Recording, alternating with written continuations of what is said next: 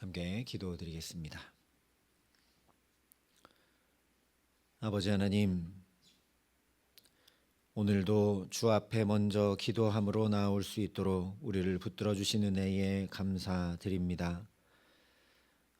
우리의 삶을 우리가 주관하고 다스릴 수 없는 줄 아시고 주님께 엎드려 은혜를 구하고 필요한 것들을 간구할 수 있도록 이 첫 시간 붙들어 주셨으니 마땅히 아뢰야 될 것들을 주 앞에 아뢰고 구해야 할 것들을 구할 수 있도록 주님의 말씀으로 붙들어 가르쳐 주시고 주의 성령으로 역사하여 주시옵소서.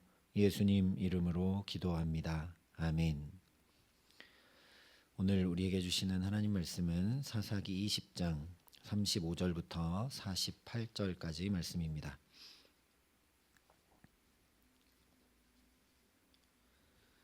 사사기 20장 35절부터 48절까지 말씀을 봉독해 드리겠습니다. 하나님의 말씀입니다. 여호와께서 이스라엘 앞에서 베냐민을 치심에 당일에 이스라엘 자손이 베냐민 사람 25,100명을 죽였으니 다 칼을 빼는 자였더라. 이에 베냐민 자손이 자기가 패한 것을 깨달았으니 이는 이스라엘 사람이 기브아에 매복한 군사를 믿고 잠깐 베냐민 사람 앞을 피하매 복병이 급히 나와 기브아로 돌격하고 나아가며 칼날로 온 성읍을 쳤음이더라. 처음에 이스라엘 사람과 복병 사이에 약속하기를 성읍에서 큰 연기가 치솟는 것으로 군우를 삼자 하고 이스라엘 사람은 싸우다가 물러가고 베냐민 사람은 이스라엘 사람 30명가량을 쳐 죽이기를 시작하며 이르기를 이들이 틀림없이 처음 싸움같이 우리에게 패한다 하다가 연기구름이 기둥같이 성읍 가운데에서 치솟을 때에 베냐민 사람이 뒤를 돌아보매 온 성읍의 연기가 하늘에 닿았고 이스라엘 사람은 돌아서는지라. 베냐민 사람들이 화가 자기들에게 미친 것을 보고 심히 놀라 이스라엘 사람 앞에서 몸을 돌려 광야길로 향하였으나 군사가 급히 추격하며 각 성읍에서 나온 자를 그 가운데에서 진멸하니라. 그들이 베냐민 사람을 에워싸고 기브아 앞 동쪽까지 추격하며 그 쉬는 곳에서 짓밟음에 베냐민 중에서 엎드러진 자가 18,000명이니 다 용사더라. 그들이 몸을 돌려 광야로 도망하였으나 림몬 바위에 이르는 큰 길에서 이스라엘이 또 5,000명을 이삭 줍듯 하고 또 급히 그 뒤를 따라 기돔에 이르러 또 2,000명을 죽였으니 이날에 베냐민 사람으로서 칼을 빼는 자가 엎드러진 것이 모두 25,000명이니 다 용사였더라. 베냐민 사람 600명이 돌이켜 광야로 도망하여 림몬 바위에 이르러 거기에서 넉 달 동안을 지냈더라. 이스라엘 사람이 베냐민 자손에게로 돌아와서 온 성읍과 가축과 만나는 자를 다 칼날로 치고 닥치는 성읍은 모두 다 불살랐더라. 아멘. 이스라엘 총회와 베냐민 지파 사이의 전쟁은 스스로 청산해내지 못하는 이스라엘의 죄악을 하나님께서 주권적인 섭리를 통해 청산해 주신 역사였습니다. 그렇기 때문에 35절에 여호와께서 이스라엘 앞에서 베냐민을 치신 것이다 명확히 말씀해 주고 있는 것입니다. 지난 시간에는 하나님께서 베냐민을 치신 것을 깨달아 알지 못했던 베냐민 지파의 모습을 살펴봤습니다. 오늘 말씀은 동일하게 이 전쟁이 하나님 손에 달린 것이고 하나님이 베냐민의 죄악을 징계하신 것임을 깨닫지 못하고 교만이 행하고 있는 이스라엘 총회의 모습을 전해주고 있습니다. 이스라엘 총회가 이 전쟁에서 아무리 자신들이 의롭고 바르다고 여겨서 행악한 베냐민을 징계하려고 해도 지난 두 번의 전투에서 참패했었기 때문에 이번 3차전을 통해 하나님께서 베냐민을 치신 것을 더 분명히 알 수밖에 없습니다. 자기들이 군사도 더 많고 훨씬 더 능력을 가지고 있는데도 불구하고 너무나 수도 적은 저 베냐민 지파와 맞서 싸울 때 두 번이나 졌기 때문에 이 전쟁이 우리 능력에, 우리 준비에, 우리 지혜에 달린 것이 아니구나. 그런데 3차전은 이겼으니까 하나님의 말씀대로 했더니 이렇게 승리하는구나. 하나님이 이 전쟁을 주관하시는구나. 분명히 알 수밖에 없는데도 불구하고 이 승리를 자기들의 것으로 만들어버리고 맙니다. 그렇기 때문에 굳이 36절 이하에 이 3차 전투를 또다시 자세히 전하고 있는 것이죠. 그냥 하나님이 베냐민 지파를 징계하신 것이고 그 죄악을 청산해 내신 것이면 35절로 끝나면 됩니다. 그런데 36절 이하에 이 전쟁이 어떠했는지 더 세밀하고 자세하게 전하면서 뭘 이야기하느냐? 이스라엘의 교만과 죄악을 폭로하고 있는 겁니다. 마치 여리고성 전투를 승리했을 때처럼 자신의 강함과 능력, 훌륭한 매복 작전과 지혜, 베냐민과 다른 자신들의 의로움 때문에 승리한 줄 알고 의기양양해서 다시 교만해져 버리고 말았다라는 거죠. 이런 베냐민의 모습과 이스라엘의 모습을 주목하고 잘 살펴야 되기 때문에 같은 전쟁을 34절까지는 베냐민 지파의 모습을 중심으로 36절부터는 이스라엘 총회의 모습을 중심으로 반복해서 전해주고 있는 것입니다. 이 3차전에서 이스라엘 총회가 매복 작전을 펼쳤던 것은 가나안 정복 전쟁 당시 아이성 전투와 매우 유사하다는 것을 함께 살펴봤습니다. 성경이 굳이 이렇게 아이성 전투를 떠올리게 하는 표현들로 말씀했던 첫 번째 이유는 여리고 전투에서 승리하고 교만했던 이스라엘 모습처럼 베냐민이 1차전, 2차전을 승리하며 교만했기 때문입니다. 그런데 아이성 전투에 비견하여서 3차전을 말씀하는 더 중요한 이유가 있습니다. 아이성 전투 때에는 전투에 임하기 전에 이스라엘 안에 있던 아간이라는 죄악을 온 공동체가 철저하게 제거해냈습니다. 그러나 오늘 이스라엘 총회와 베냐민 지파 사이의 전투를 보면 죄악을 제거해내는 과정이 전혀 없습니다. 물론 이스라엘 총회가 울고 금식하고 번제와 화목제를 드려 예배했고 베냐민을 형제라고 부르며 안타까운 긍휼의 마음을 품었습니다. 그러나 이것은 회한과 뉘우침에 근거한 행동들일 뿐이지 그들 안에 있는 죄악에 대한 애통함이 아닙니다. 진정한 회개였다면 반드시 이어지는 삶의 중심과 태도, 선택과 결정의 변화가 나타나고 달라져야 하는데 오늘 말씀을 보면 전혀 그렇지가 못하죠.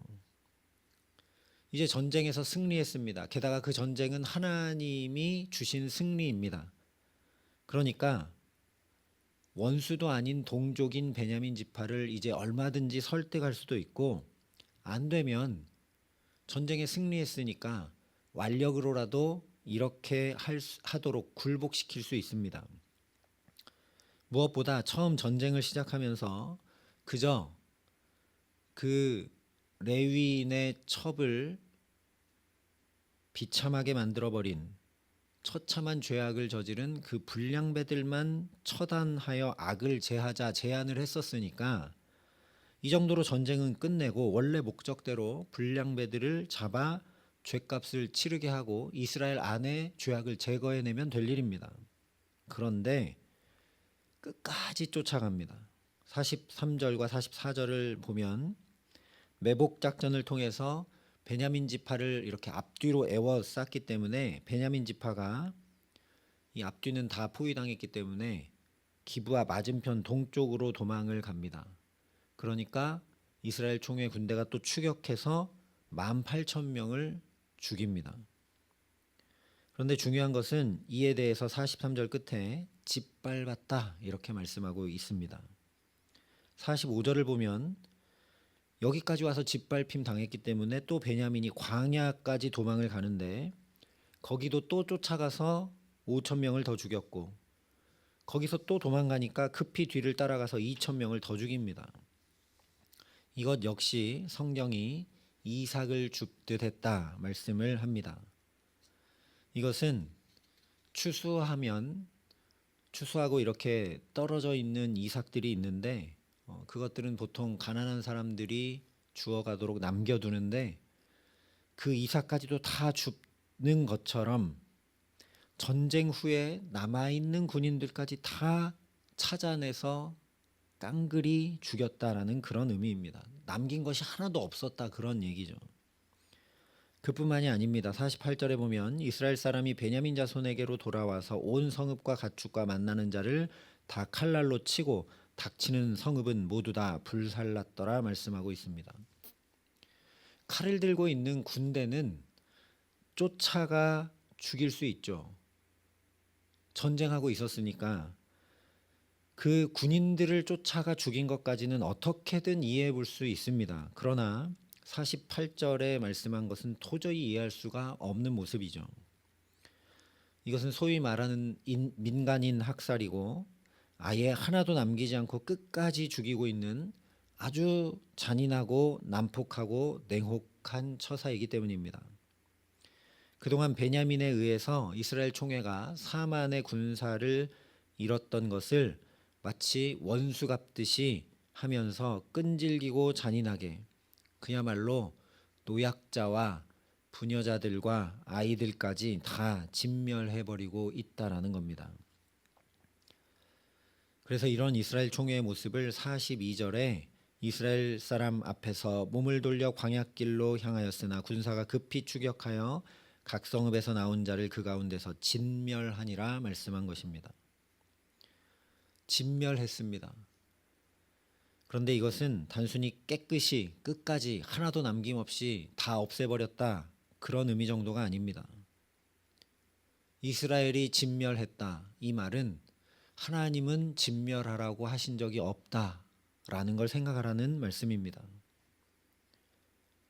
하나님께서 이스라엘이 울며 번제와 화목제를 드리며 간구했을 때 세 번째 이제 가라 너희가 전쟁에서 승리할 것이다 라고 확증해 주셨을 뿐입니다. 그래서 다시 생각해 보면 진멸은 가나안 족속을 향해 해야 하는 일이죠. 이스라엘이. 신명기에 보면 저 가나안 땅에 들어가면 호흡 있는 자를 하나도 살리지 말고 가나안 7족속을 진멸하라 하나님께서 분명히 말씀해 주셨습니다. 가나안의 죄가 머리끝까지 찼기 때문에 가나안 7족속 온전한 죄들을 온전히 다 몰아내고 청산하고 거기 거룩한 나라 하나님 나라를 이루고 살라는 말씀이셨죠. 그런데 정작 하나님께서 그 진멸을 명하셨던 가나안 족속들에 대해서는 이스라엘이 단 한 번도 이런 분노의 모습 끝까지 남기지 않고 모두 깨끗이 진멸하려 한 적이 없었습니다. 그랬던 이스라엘이 자기 동족 베냐민을 진멸하고 있다라는 거죠. 얼마나 엇나가 버렸는지 보라는 말씀입니다.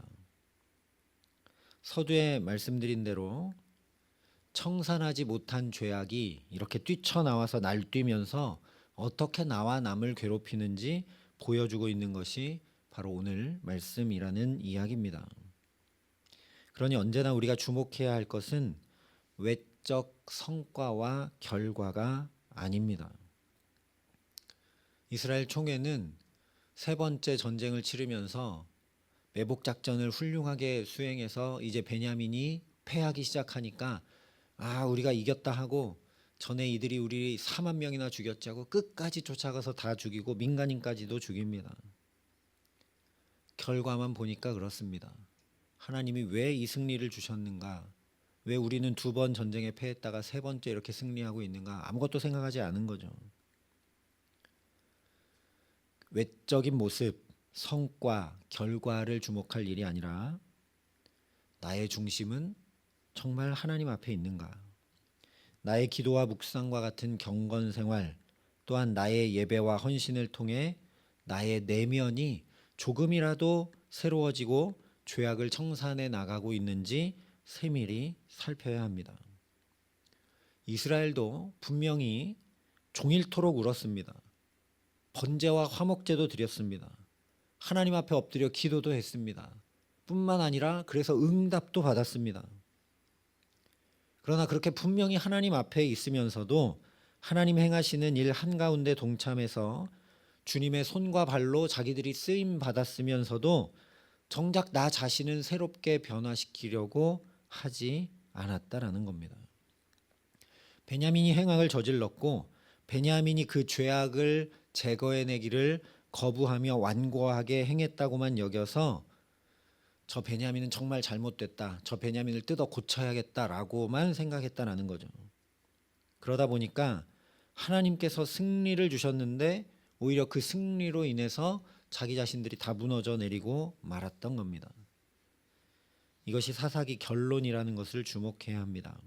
이스라엘 총회처럼 청산하지 못한 죄악이 나와 남을 덮쳐와 하나님의 역사와 은혜가 은혜되지 못하는 일 없게 하라는 강력한 경고인 동시에 애절한 하나님의 외침이라는 말씀입니다. 이스라엘이 지금까지 왜 사사기 내내 반복했느냐? 왜 죄의 역사를 또 반복하고 또 반복하느냐? 하나님이 사사를 보내 구원해 주시는 놀라운 은혜를 덧입었는데 그 은혜가 은혜되지 못하고 전혀 은혜되지 못하고 또 압제를 당하고 또 고통 가운데 처하는 일을 왜 계속 반복하고 있느냐? 죄악을 청산해내지 못했기 때문이라는 겁니다. 그러니 참으로 진멸해야 할 내 안에 도사리고 있는 이기심, 탐욕, 음란, 정죄, 비교, 악독 등등 죄들을 진멸해 나가는 믿음의 사람들로 살아갈 수 있기를 바랍니다. 이스라엘이 가나안에 들어가서 해야 할 일도 그것이었습니다. 그냥 가나안 땅에 죄로 가득 찬 가나안 7족속을 몰아내는 것만이 아니라 그것을 통해서 내 안에 있는 죄가 무엇인지 살펴 하나님 앞에 다 청산해내고 하나님의 거룩한 백성 제사장 나라로 살았어야 하는 것이죠. 그러니 오늘 우리도 그렇게 하나님 앞에 하나님을 의지하여 하나님의 은혜를 구하여 죄악을 청산해내어 순결하고 거룩한 나의 몸과 마음과 온 삶을 성전 삼고 주께서 거해 주시고 다스려 주시는 복된 삶 살게 하시기를 간절히 기도합니다. 그래서 그저 죄만 떨쳐내는 것 아니라 날로 신의 성품을 담아내는 자로 예수 그리스도께까지 자라가는 자로, 그래서 예수님처럼 걸음걸음마다 하나님의 능력과 은혜가 충만히, 그 능력과 은혜만 아니라 온 천지에 충만하신 하나님의 모든 것을 다 누리는 하나님의 자녀로 살아가게 하시기를 우리 구주 예수 그리스도의 이름으로 간절히 축원합니다. 함께 기도하시겠습니다. 아버지 하나님, 예수님을 통해 어떻게 사는 것이 가장 복되고 복된 것인지 보여주셨음에도 불구하고 하나님, 우리는 외적인 것들에만 집중하며 살아갈 때가 너무 많음을 긍휼히 여겨주시옵소서. 사사기 이스라엘의 모습이 곧 나의 모습입니다. 나도 분명 울고 회개하고 또 예배도 드리고 기도하고 응답도 받아 주의 은혜를 누린 경험도 가지고 있음에도 불구하고 이 모든 것들을 통하여 나를 저 복종하게 하고 내 안에 있는 죄악을 청산해내 나가지 못하는 모습들이 많은 것을 주님 불쌍히 여겨주시고 은혜를 더하여 주시옵소서. 더 크신 하나님의 은혜를 덧입어 주 앞에 나올 적마다 내가 새 사람이 되게 하시고 나의 내면이 더 깨끗하고 거룩하게 구별되게 하시고 예수 그리스도를 닮아가는 복을 누리게 하여 주셔서 예수님처럼 걸음마다 하나님의 모든 충만한 것들을 다 누리는 하나님의 복된 자녀로 살아감에 부족함 없도록 이 기도의 시간도 성령으로 우리를 다스려 주시고 또 더 새롭게 아름답게 예수님처럼 변화되어져가는 은혜를 누릴 수 있도록 이 시간 역사하시고 함께하여 주시옵소서.